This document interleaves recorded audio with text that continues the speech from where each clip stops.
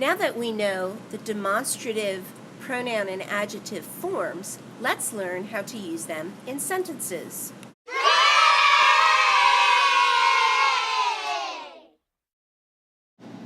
What is a demonstrative? A demonstrative is from the Latin verb demonstro, demonstrare, to point out. Demonstrative adjectives describe nouns in both English and in Latin, and are used to point to something that is near to us or far from us. This and these for near, that and those for far. Look at these examples in English sentences.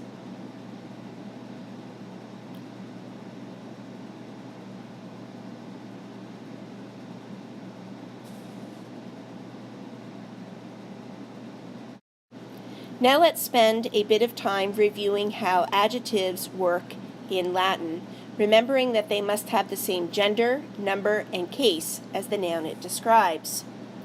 Let's specifically talk about how adjectives are divided into declensions, first and second declension, and third declension.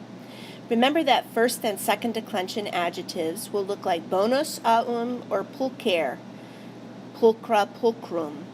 They will always have three words, and the second word will always end with a, and the third word will always end with um.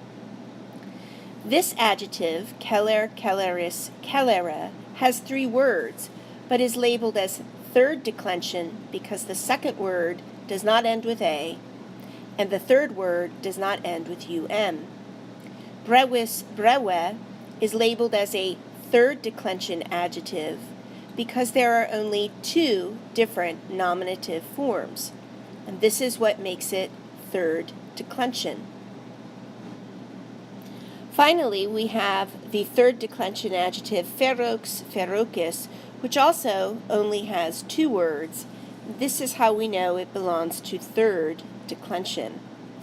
If you do not have a chart with the adjective endings for first and second declension or third declension, make sure to print one or get one from the teacher, pause the video, and fill in the endings for both first and second declension adjectives and third declension adjectives. Now let's take a look at some examples of demonstratives being used in Latin sentences. He is describing the noun servus, slave, which is in the nominative plural and is a masculine noun, so it's he. We translate it, these servants loved or did not love the master. Hunc is describing librum, and so is illum, describing librum. Librum is in the accusative singular, and it is masculine, so therefore both adjectives must also be accusative singular and masculine. The teacher gives this book to the boy, but that book to the girl. So you can see that as we translate them, we're just inserting the word this or that as the adjective. In this sentence, the word hunc is describing gladium, and in the second part of the sentence, hunc is referring to the gladium.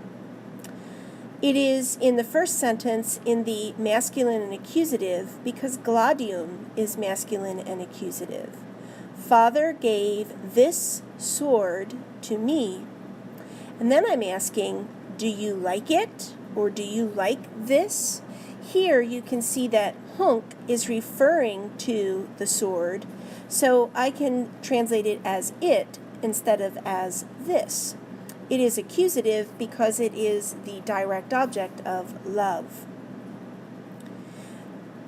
The same sentence is shown again, but this time with illa as the adjective and pronoun. And so it is in the accusative and masculine in both parts of the sentence for the same reason that it was the first time. And now let's take a look at a few more sentences using the demonstrative pronoun. In this sentence, illarum is in the genitive plural. Though it is not describing a noun, also in the genitive plural, this indicates that we will use it as a pronoun. Of those.